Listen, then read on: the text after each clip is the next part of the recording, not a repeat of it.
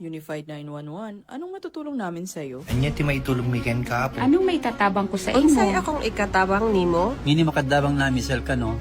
Sa anumang wika o dialekto, may tulong na darating sa iyo.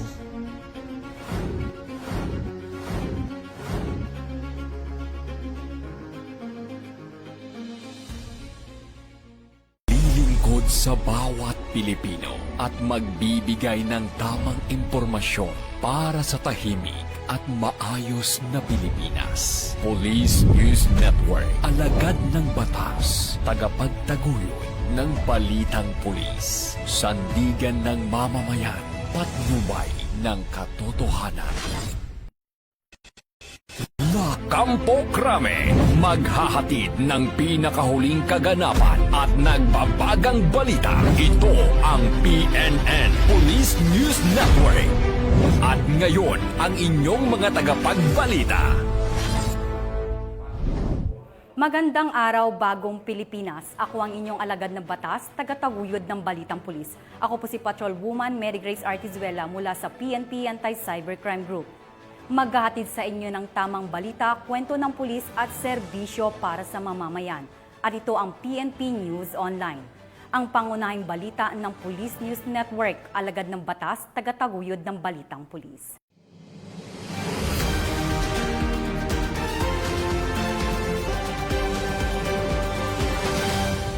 Narito ang mga balitang dapat niyong abangan. Mahigit 1 milyong halaga ng iligal na droga nasabat sa operasyon ng mga otoridad sa Iloilo. Lalaki na may kasong 3 counts of qualified rape arestado ng mga otoridad sa Nagtipunan, Quirino. Lalaking may kasong frustrated murder arestado ng mga otoridad sa Plaridel, Bulacan.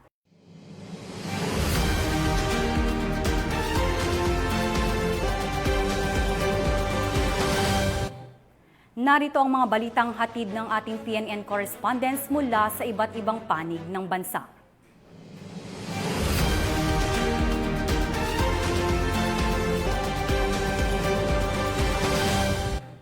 Simulan natin ang balita mula sa bahagi ng Luzon.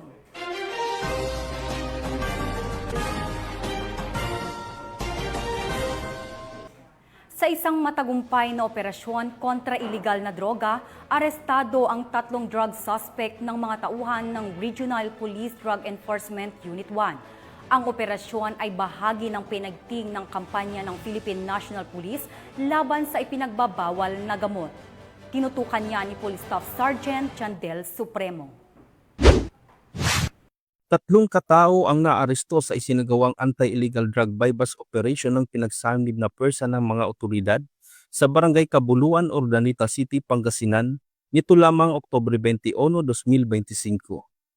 Ang operasyon ay pinangunahan ng Regional Police Drug Enforcement Unit 1 sa pakikipag-ugnayan sa PDEA Regional Office 1, katuwang ang RID Pro 1, PDEA Pangasinan, PDEGSOU 1, PIU at PDU ng Pangasinan PPO, at Urdaneta City Police Station. Naaresto sa operasyon ang 3 suspect ang kinilalang sina alias Lando, 58 anyos, alias Mario, 19 anyos, at alias Josel, 20 anyos, mga walang trabaho at pawang mga residente ng Urdaneta City. Nakumpiska sa mga suspect ang 5 piraso ng heat-sealed transparent plastic sachet na naglalaman ng ininalang shabu na may kabuuang timbang ng higit kumulang 25 gramo at may tinatayang halagang 170,000 pesos. Na-recover din ang isang 500 peso genuine bypass money, 5 1,000 photocopied bills, isang pouch, isang smartphone, isang puting straw na ginawang improvised scoop, isang glass toter at isang asul na lighter. Isinagawa ang pisikal na inventaryo at pagmamarka ng mga ebidensya sa lugar mismo ng operasyon sa harap ng mga sospek at ng mga mandatory witnesses. Dinala sa Urdaneta City District Hospital ang mga sospek para sa kanilang medico-legal examination at pagkatapos ay sa PNP Forensic Unit para sa drug testing at laboratory examination. Pansamantalang nakakulong ngayon ang 3 sa Urdaneta City Police Station. Kasulukuyang inihanda ang mga kaso laban sa mga sospek sa paglabag sa Section 5, 11 at 12 ng Article 2 ng Republic Act 9165 o Comprehensive Dangerous Drugs Act of 2002. Sa pamamagitan ng matagumpay na operasyon na ito, muling pinatunayan ng PRO1 at PDEA ang kanilang dedikasyon sa pagsugpo sa ilegal na droga para sa kaligtasan at kapayapaan ng mamamayan. Mula dito sa Ilocos Region, ako ang inyong PNN correspondent, Police Staff Sergeant John Del Supremo, alagad ng batas, tagataguyod ng Balitang Pulis. Maraming salamat, Staff Sergeant Supremo. Sa bisa ng warrant of arrest para sa kasong 3 counts of qualified rape, arestado ang isang lalaki na tinaguri ang top 6 regional most wanted person ng mga otoridad sa Nagtipunan, Quirino. Ang buong detalye ay hatid ni Patrolwoman Richelle Ledesma. Na naaresto ng mga kapulisan ng Quirino Police Provincial Office ang number 6 most wanted person regional level sa kasong qualified rape of a minor 3 counts noong ika-21 ng Oktubre nito lamang taon sa bayan ng Nagtipunan, Quirino. Ang pag-aresto ay base sa warrant of arrest na inilabas sa Regional Trial Court Branch 38 Madela, Quirino kung at walang inirekomendang piyansa para sa kaso. Ayon sa Quirino Police Provincial Office, isinagawa ang pag-aresto sa umiiral na legal na proseso, ipinaalam sa akusado ang kanyang mga karapatan alinsunod sa Miranda Doctrine. Ayon kay Police Colonel Paul E. Gamido, Provincial Director, ang Quirino Police Provincial Office ay mananatiling determinado sa pagsugpo sa krimen at mapapanatili ang kaayusan at hinikayat ang taumbayan ng hustisya ay mananaig sa kanilang lalawigan sa patuloy na pagsusumikap ng mga kapulisan para sa kaligtasan at kapakanan ng bawat mamamayan. Dito sa Police Regional Office 2, ako ang inyong Police News Network Correspondent, Patrolwoman Ledesma, alagad ng batas, tagataguyod ng Balitang Pulis. Maraming salamat, Patrolwoman Ledesma. Matapos ang manhunt operation ng Plaridel PNP, arestado ang isang top 3 municipal most wanted person na may kasong frustrated murder sa Plaridel, Bulacan. Patrolwoman Pearl Cristalin Javier sa report. Matapos inaaresto ng mga tauhan ng Plaridel Municipal Police Station ang top 3 most wanted person municipal level sa isinagawang manhunt operation alas 6 ng gabi sa Barangay Tabang, Plaridel, Bulacan. Kinilala ni Police Lieutenant Colonel Jerome J. S. Ragonton, Acting Chief of Police ng naturang istasyon, ang suspect na si alias Joseph, 48 anyos at residente ng Barangay Tabang, Plaridel, Bulacan. Ang pag-aresto kay alias Joseph ay isinagawa sa bisa ng warrant of arrest para sa kasong frustrated murder na inisyu ni Honorable Adonis A. Laure, presiding judge ng Regional Trial Court, 3rd Judicial Region, Malolos City, Bulacan, na may 200,000 pesos na inirekomendang piyansa. Kasalukuyang nasa kustodiya ng otoridad ang akusado para sa dokumentasyon at wastong disposisyon. Ayon kay Police Colonel Angel L. Garciliano, Provincial Director ng Bulacan Police Provincial Office, ang pagkakaaresto ng most wanted person ay bunga ng mas pinaigting na kampanya ng kapulisan laban sa mga kriminal na nagtatago sa batas. Dagdag pa niya, patuloy ang Bulacan PNP sa pagtupad sa tungkulin nito upang maihatid ang hustisya at mapanatili ang kapayapaan sa buong lalawigan ng Bulacan. Mula dito sa Bulacan Police Provincial Office, ako ang inyong PNN Correspondent, Patrolwoman Pearl Cristalin Javier, alagad ng batas, tagataguyod ng Balitang Pulis. Maraming salamat, Patrolwoman Javier. Babaeng nakapiit sa BJMP Taguig City sinilbihan ng warrant of arrest para sa kasong 2 counts of illegal recruitment ng mga miyembro ng Dasmariñas PNP. Patrolwoman Priscel May Urbano, ibalita mo. Napreso ng pulisya ang isang babaeng kabilang sa listahan ng Regional Most Wanted Person sa isinagawang operasyon ng Dasmariñas Component City Police Station sa Calamba City, Laguna nito lamang ika-21 ng Oktubre taong kasalukuyan. Kinilala ng mga otoridad ang suspect bilang si alias Karen, residente ng Dasmariñas City, Cavite. Naaresto ang suspect sa bisa ng warrant of arrest para sa 2 counts of illegal recruitment. Samantala, sa isang pahayag, sinabi ni Police Colonel Ariel R. Red, Acting Provincial Director ng Cavite Police Provincial Office, na ang matagumpay na operasyon ay patunay ng walang humpay na dedikasyon ng kapulisan sa pagtugis sa mga wanted na individual. Mula dito sa PRO Calabarzon, ako ang inyong Police News Network Correspondent, Patrolwoman Priscel May T. Urbano, alagad ng batas, tagataguyod ng Balitang Pulis. Maraming salamat, Patrolwoman Urbano. Lalaking nawalan ng malay matapos ang aksidente agad nirespondihan at binigyan ng paunang lunas ng mga miyembro ng Regional Mobile Force Battalion 15 sa Banguet, Abra. Ibabalita yan ni Patrolwoman Liam Sumkad. Isang lalaking rider ang nasagip ng mga tauhan ng 154th Maneuver Company, RMFB-15 at Banguet Municipal Police Station matapos mawalan ng kontrol sa minamanihong motorsiklo at bumangga sa konkretong harang sa Barangay Kusili West, Banguet, Abra, bandang 9:12 ng gabi noong Oktubre 21, 2025. Batay sa inisyal na investigasyon, patungong southbound lane ng Banguet Peñarobia Road ang biktima nang bigla o manong mawalan ng kontrol at sumalpok sa concrete barrier. Dahil sa lakas ng impact, nagtamo ito ng matinding pinsala sa katawan at nawalan ng malay. Malubha rin ang naging sira ng motorsiklo. Agad namang rumisponde ang mga pulis sa pangunguna ni PSMS Janiel Ngadanan sa ilalim ng superbisyon ni Police Captain Randy P. Gallardo. Agad nilang binigyan ng paunang lunas ang bitima at dinala ito sa Abra Provincial Hospital para sa karagdagang gamutan. Patuloy ang paalala ng 154th MCRMFB-15 sa lahat ng motorista na magsuot ng helmet at safety gear. Iwasan ang overspeeding, manatiling alerto, siguraduhing maayos ang kondisyon ng sasakyan at huwag magmamanehong lasing.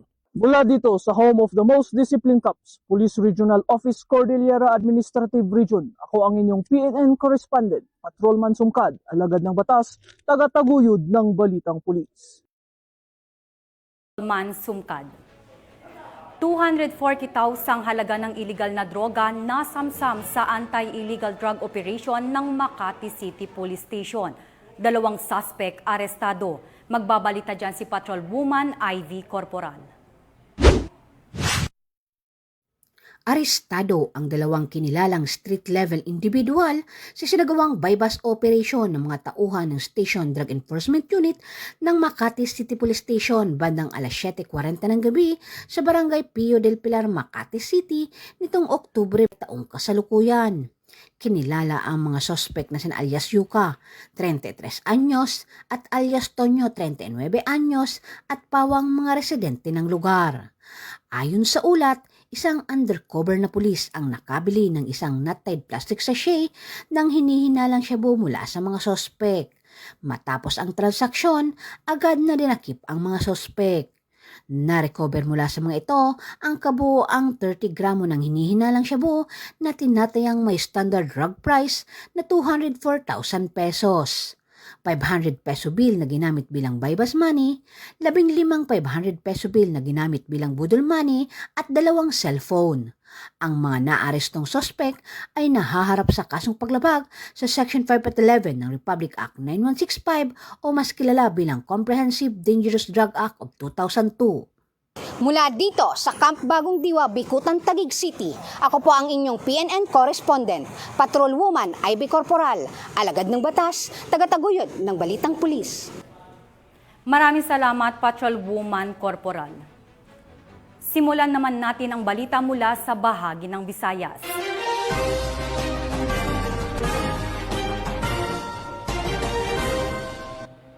Mahigit 1 milyong pisong halaga ng iligal na droga ang nasabat sa matagumpay na bypass operation ng mga otoridad sa Iloilo.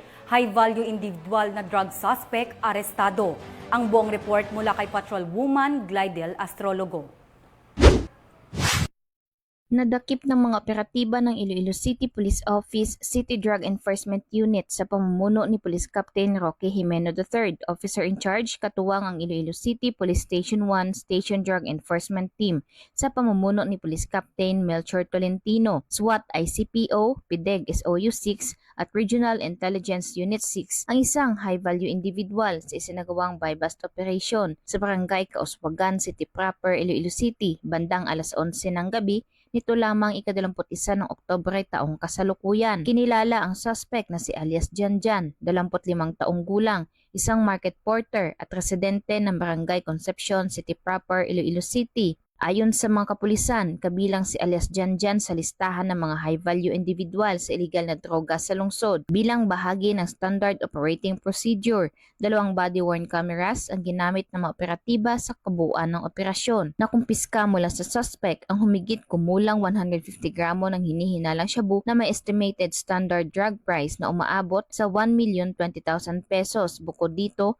na-recover din ng mga operatiba ang 12,000 pesos na ginamit bilang buy-bust money, kabilang ang isang 100 peso genuine subscribe bill at iba pang mga non-drug items. Ang lahat ng nakumpiskang ebidensya ay dinala sa PNP Iloilo City Forensic Unit para sa masusing pagsusuri sa laboratorio, habang ang suspect ay nasa kustudiya ngayon ng Iloilo City Police Station 1 para sa tamang disposisyon, at harapin ito ang kasong may paglabag sa Republic Act 9165 o ang Comprehensive Dangerous Drugs Act of 2002. Patuloy ang panawagan ng kapulisan sa publiko na makiisa sa kanilang kampanya laban sa iligal na droga sa pamamagitan ng pagbibigay ng tamang impormasyon at suporta sa mga lehitimong operasyon ng mga alagad ng batas na siyang sumasalamin sa kanilang adikain na bagong PNP para sa bagong Pilipinas, serbisyong mabilis, tapat at nararamdaman. Mula dito sa Police Regional Office 6, ako ang inyong Police News Network Correspondent, Patrolwoman Glidel Astrologo, alagad ng batas, tagataguyod ng Balitang Pulis. Maraming salamat, Patrolwoman Astrologo. 20 taong gulang na lalaki arestado matapos mahulihan ng higit 100,000 halaga ng ipinagbabawal na gamot sa ikinasang buy-bust operation ng mga otoridad sa Cebu City. Yan ang balitang hatid ni Patrolwoman Nikia Caniedo. Arestado ang isang lalaki matapos itong makuha na ng higit 100,000 halaga ng hinihinalang shabu sa isinagawang buy-bust operation ng Cebu City PNP sa sitio Upper Suran, Barangay Kinangsaan, Cebu City nito lamang Oktubre 21 taong kasalukuyan. Kinilala ni Police Captain Troy John Lalamunan, Station Commander ng Police Station 7, Cebu City Police Office, ang suspect na si Ker, 20 anyos, residente ng Villa Concepcion, Barangay Kinangsaan, Cebu City. Ikinasa ang buy-bust operation bandang 8:05 ng gabi na nagresulta sa pagka-aresto sa suspect at pagkumpiska ng 9 pakete ng hinihinalang shabu na may kabuuang timbang na 15.24 gramo at may standard drug price na 103,632 pesos. Nasa kustodiya na ng naturang tanggapan ang suspect para sa dokumentasyon at tamang disposisyon. Ang patuloy na banta ng iligal na droga ay isang seryosong panganib sa ating komunidad. Hinihikayat ng pambansang pulisya ng Pilipinas ang lahat na maging mapagmatsyag at agad na iulat ang anumang kahina-hinalang tao o gawain. Sama-sama nating labanan ang iligal na droga at panatiling ligtas ang ating pamayanan. Agad na magulat sa pinakamalapit na himpilan ng pulisya. Patuloy ang determinasyon ng kapulisan sa pagsugpo sa iligal na droga bilang bahagi ng kampanya tungo sa ligtas, disiplinado at maunlad na bagong Pilipinas. Mula dito sa Cebu City Police Office, ako yung Police News Network Correspondent, Patrolwoman Nikia Caniedo, alagad ng batas, tagataguyod ng Balitang Pulis. Maraming salamat, Patrolwoman Caniedo. Miyembro ng Communist Terrorist Group na tinaguriang top 2 provincial most wanted person na may kasong frustrated murder at double frustrated murder arestado sa operasyon ng Northern Samar PNP. Patrolwoman Camberley Flores, ibalita mo.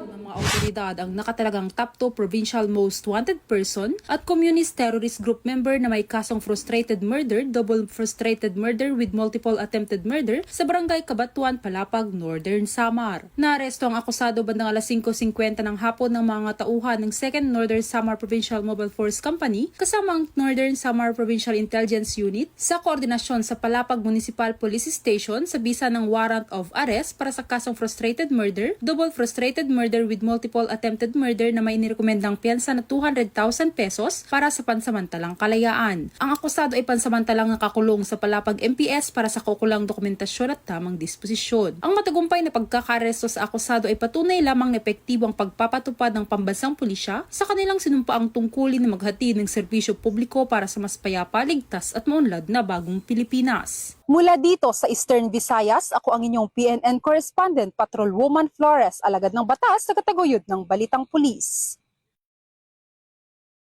Flores. Simulan naman natin ang balita mula sa bahagi ng Mindanao.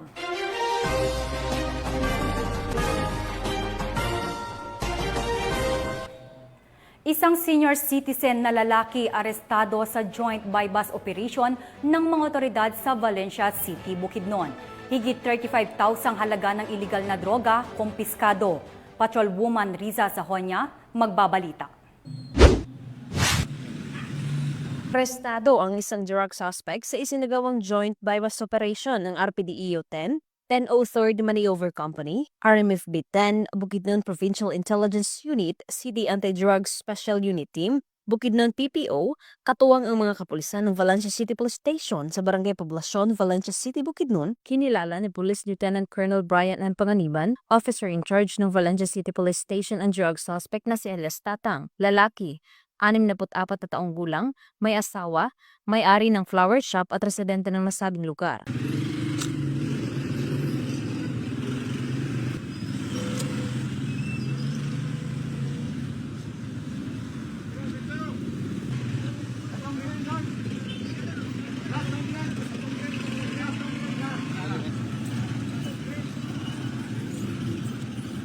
Sa ikinasang joint buy-bust operation ng mga operatiba ay nagresulta sa pagkakabiska ng mga pakete ng hinihinalang shabu na may standard drug price na 35,360 pesos at isang 500 peso bill na ginamit bilang buy-bust money. Ang suspect ay nahaharap sa kasong paglabag sa RA 9165 o Comprehensive Dangerous Drugs Act of 2002. Mula dito sa Northern Mindanao, ako ang inyong Police News Network correspondent, Patrolwoman Riza Sahonia, alagad ng batas, tagataguyod ng Balitang Pulis. Maraming salamat, Patrolwoman Sahonia. Agusan del Norte Police Provincial Office matagumpay na nailunsad ang 2 araw na workshop tungkol sa risk management at basic life support para sa 40 individual na ginanap sa Agusan del Norte. Ang magandang balita mula kay Patrolwoman Kay Francisco. Sa pangunguna ni Police Colonel April Mark C. Yang ay matagumpay na isinagawa ng Agusan del Norte Police Provincial Office ang 2 araw ng RPSB Quick Impact Project Orientation on Risk Management and Skills Enhancement Workshop on Basic Life Support and Standard First Aid na naganap nito lamang Oktubre 2025. Ang nasabing aktibidad ay inorganisa para sa mga residente ng mga lugar na madalas tamaan ng sakuna na may layuning maibahagi ang mahahalagang kaalaman, praktikal na kasanayan at tamang pag-uugali upang maging handa at epektibo makapagtugon sa oras ng emerhensya o kalamidad. Umabot sa 40 na kalahok mula sa bayan ng Nasipit, Agusan del Norte ang aktibong lumahok sa naturang workshop sa Triangulo Evacuation Center, Barangay Triangulo, Nasipit, Agusan del Norte. Bilang pagtatapos ng nasabing pagsasanay ay dumalo at nagbigay ng mensahe sa closing ceremony si Honorable Rosco Democreto B. Plaza Mayor ng Nasipit, Agusan del Norte ng Basic Life Support Training bilang pagkilala sa kahalagahan ng naturang programa sa kaligtasan ng mamamayan. Mula rito sa rehiyon ng Caraga, ako yung PNN correspondent, Patrolwoman Kay Francisco, alagad ng batas, tagataguyod ng Balitang Pulis.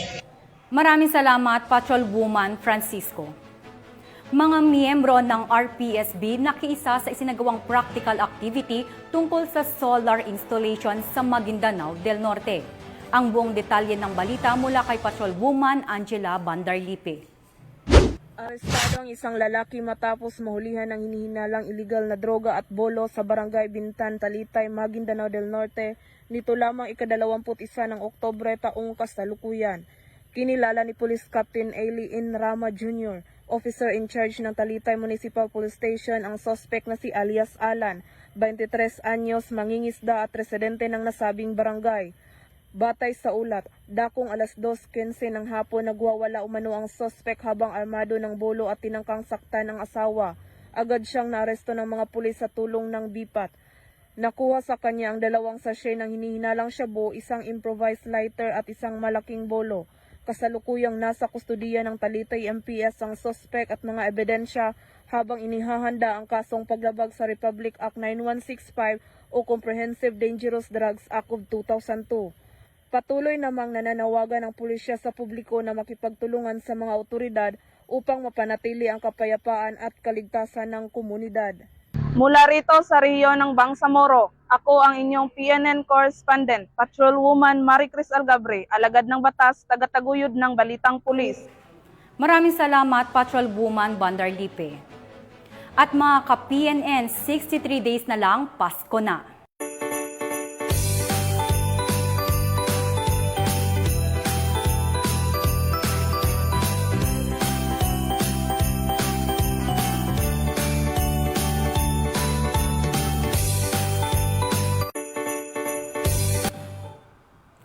Sa ngalan ng pamunuan ng Philippine National Police sa pangunguna ni Acting Chief PNP Police Lieutenant General Jose Melencio Nartates Jr. at sa pamumuno ni President Ferdinand Bongbong Marcos Jr., kami ay maglilingkod sa bawat Pilipino at magbibigay ng tama at balanseng balita. Mula rito sa tanggapan ng tagapag-ugnay ng pambansang pulisya, kami ang inyong alagad ng batas, tagataguyod ng Balitang Pulis. Ako si Patrolwoman Mary Grace Artizuela mula sa PNP Anti-Cybercrime Group. Maghahatid ng tamang balita, kwento ng pulis at serbisyo para sa mamamayan. Arito ang PNP News Online. Arito ang bagong PNP para sa bagong Pilipinas. Serbisyong mabilis, tapat at nararamdaman.